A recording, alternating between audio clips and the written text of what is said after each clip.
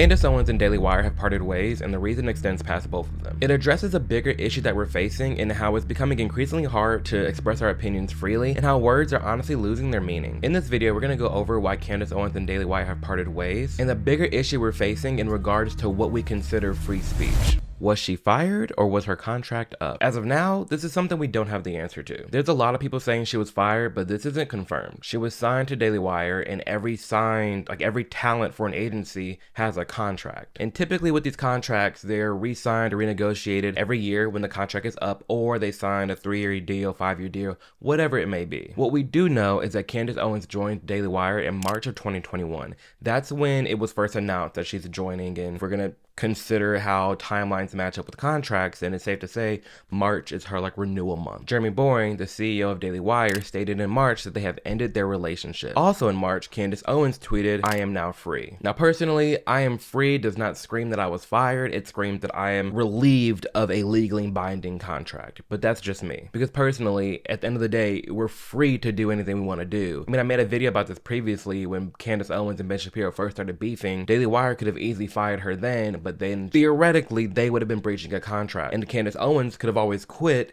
but again she would have been breaching a contract more than likely too. Being in this sphere, that's what it looks like to me, that they just didn't renegotiate their contract and they just agreed to part ways. But I could be wrong. We don't know the hard facts for sure. She could have very well have been fired, and that, I mean, we'll see. I'm sure the truth will come to light eventually. Regardless, it is interesting how they chose not to keep their relationship going, because it arguably was going really well. I mean, granted, in the beginning it did get off to a rocky start and there were some switches in her show, but given that she has voice acting roles, her documentaries have been coming out, her podcast, her Shot in the Dark podcast, she had a lot of things going for her at the Daily Wire, so it is interesting how they've just agreed to part ways. So the real question I've been asking is, okay, well, why not stay? What happened? As mentioned in a previous video, Ben Shapiro and Candace Owens have been getting into it.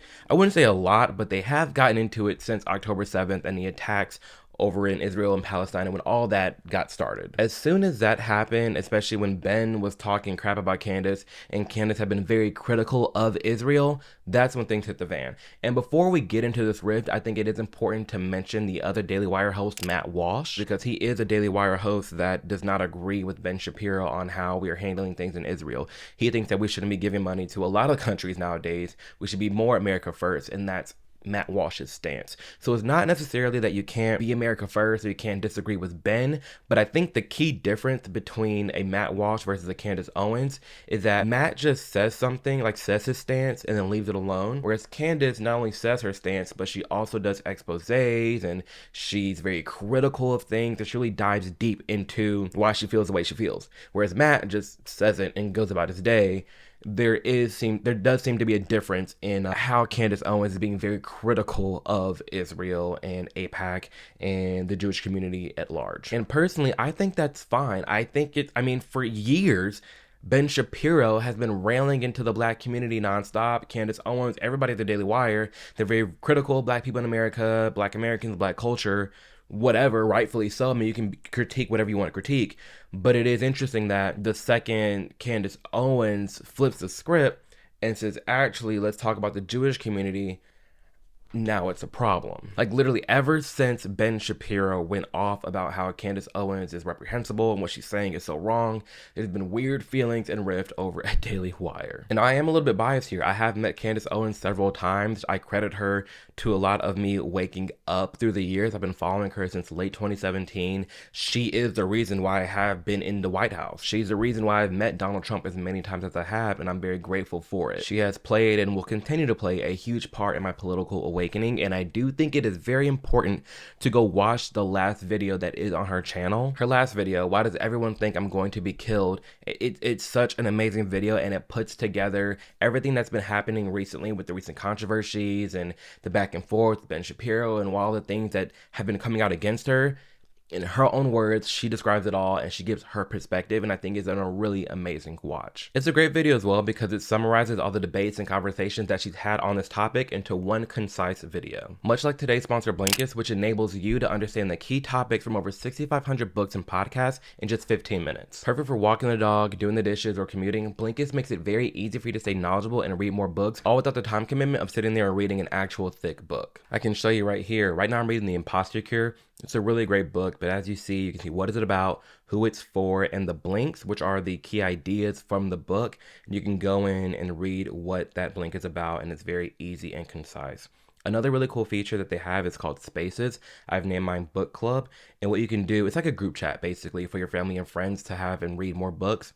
And I've added 3 books to here, and when I share this with my friends and family, they have access to those books whether or not they have a Blinkist premium subscription or not. If you're someone that's curious and loves to learn, or you're too busy but you want to read more books, then I genuinely think that Blinkist is a good app for you. Using my link below, you can sign up for a 7-day free trial and get 25% off their Blinkist annual premium subscription. Religious differences. A conversation that's been had recently, so much so that there's even a lot of rumors going around about it right now, is that Candace Owens was let go from dailywire for simply saying Christ is king. Now, I'm not a religious scholar and I'm not going to pretend to be, but at the end of the day, me as a non-religious person, I feel like all religions are mocking each other. And maybe mocking is not the right word, but just stay with me here. If saying Christ is king is demeaning or mocking the Jewish religion or faith, then what is religion? Like if you're a devout Christian and you 110% believe in the Christianity, the Bible, Jesus, and all that, then you think everybody else is wrong. Like by default, you think that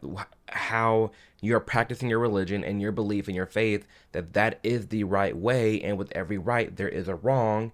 So you do think that everybody else is wrong and that they're not being told the correct thing. If you're a devout Christian, then you think that everything else that, Jewish people believe, or Muslims, wherever it may be, that they're wrong, that they're like low-key wasting their time. Like you perfectly can be fine coexisting with them and believe that there are other religions out there, but at the same time, you do believe that they're wrong and that your religion is the right one and you believe in it and you have all the faith and all of that. Like, let me know in the comments if I'm tweaking or not, but that's just how I view it. Like, if you're a devout Jewish person, then you think that everybody else is wrong. And even Ben Shapiro talks about this. He says that Jesus is just another guy that got into some trouble. He did not get resurrected and he didn't perform any miracles. He's just literally just another guy. From a Jewish point of view, where we don't believe in the divinity of Christ, I think that there you can make an argument that the Gospels, which were written, he was just a prophet, and significant. No, we don't even believe he was a prophet. What do you think he was? What do you guys think? What do I think he was historically? I think he was a Jew who tried to lead a revolt against the Romans and got killed for his trouble, just like a lot of other Jews at that time who were crucified for trying to lead revolts against the Roman and got killed for their trouble. So he became legend in story, and it became a bigger and bigger deal as time went on. Yeah, he had a group of followers, and then that gradually grew, and then do you think he was resurrected? No, that's not a Jewish belief. Okay, I just want to check. Yeah, no, we're not into we're not into miracle stories. No, that's not. No. You don't have any miracles? No, not by Jesus. Right? No? They're ones in the Old Testament. Ones? Like I can't join a church. I assume I don't believe the things that people in the church believe.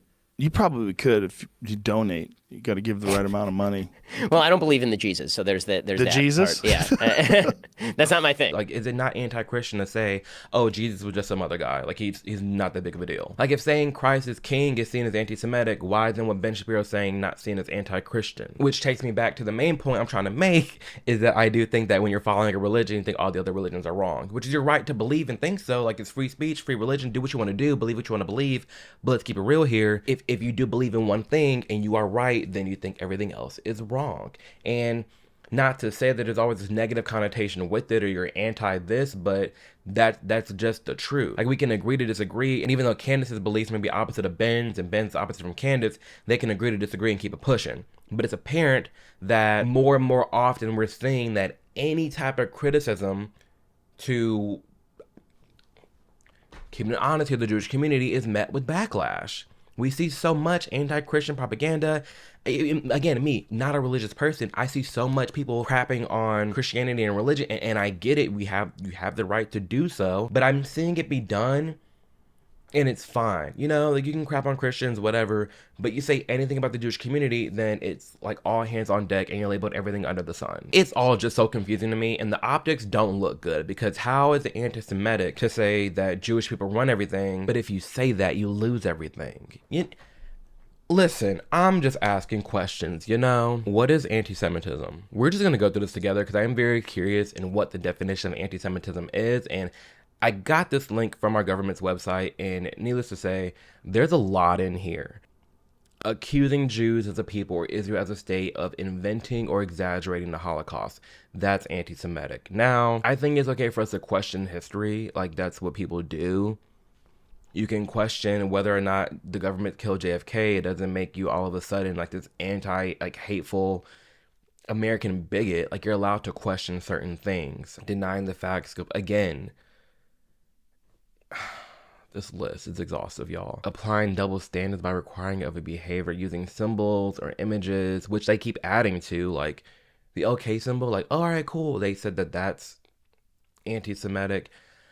I don't know, y'all, but clearly you get the picture on how the definition of anti-Semitism just keeps morphing, and no one even knows what it is at this point. Like, at this rate, our society is just so overblown with the name calling. Again, Candace Owens did nothing different than what Ben Shapiro does when he talks about the black community nonstop all day 24/7. Literally, there was no difference. Again, we can theorize whether the earth is flat, who shot Kennedy, whether aliens are real, whether the earth is flat. But if you question anything about the certain community, you're labeled everything under the sun, and you should get things stripped away from you, and you're wrong, and you're a horrible person. That doesn't add up to me. It genuinely doesn't. Since when can you not have an opinion on history? Since when is history not up for debate? For example, did 9/11 happen? Yes, that is a truth. That is a fact. 9/11, that event did happen. Is it true history that we know who did it and why? No, not really. Up for debate, up for a long debate on what happened in 9/11.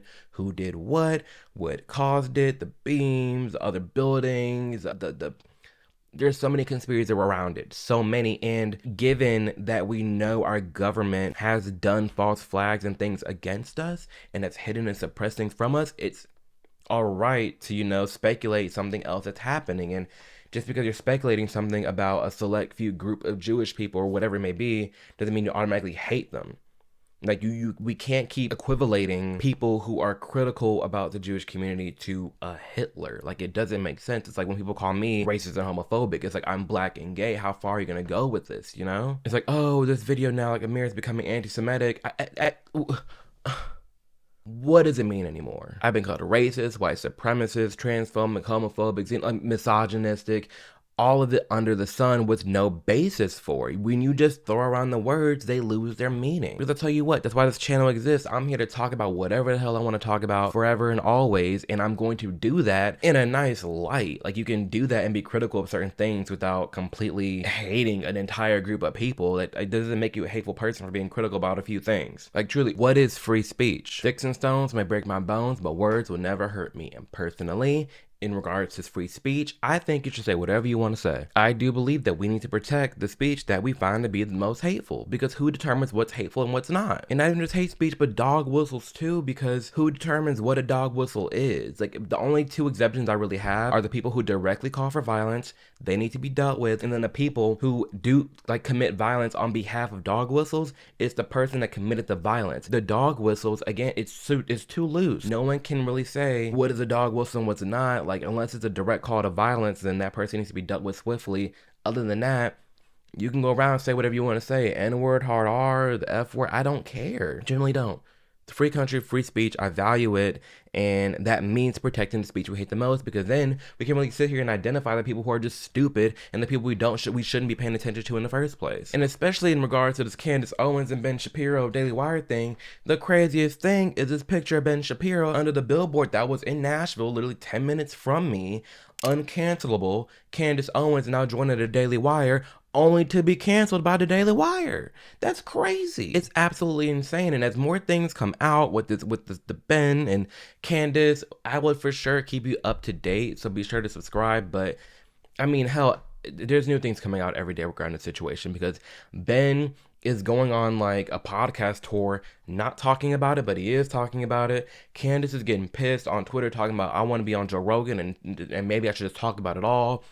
You got the other Daily Wire host, Andrew Clavin, going off about Candace Owens. Jeremy Boring tweeting about why Christ is King can be seen as anti-Semitic. It's too much. It's ghetto. It's really ghetto at this point. But a lot of y'all have been asking about my opinion on how I felt about this whole thing and Candace Owens leaving. And I'm always gonna stick by my girl Candace. Like, obviously we have our disagreements. We don't agree on everything. But truth be told, I do love that she speaks her mind and she's not afraid to touch any topic. And they should have known that when they hired her in the first place. But I digress. Thank you for taking the time to watch this video. I appreciate you a ton. I hope that you understand and know you can be anything you want to be when you put your mind to it. And also, a major shout out to the sponsor of this video, Blinkist. Again, I've been using them nonstop. I have these books back here, but I just love how I can reread a book using Blinkist. And in 15 minutes, I have the key topics that I want to take from the book. It saved me so much time because I genuinely do love reading, but the timing, I'm doing this whole YouTube channel alone, it's a struggle sometimes. So thank you for Blinkist for sponsoring this video. Be sure to use the link below for a 7-day free trial and 25% off your premium subscription over there. And again, love you guys a ton. Thank you for sharing, liking, and subscribing. It means a ton to me. We're almost at 200,000, which is just blows my mind. Lots of stuff coming out later. Again, podcasts, Patreon. There's so much about to be dropped. So keep your eyes peeled on all that. Much love, and I'll see you in the next one. Deuces.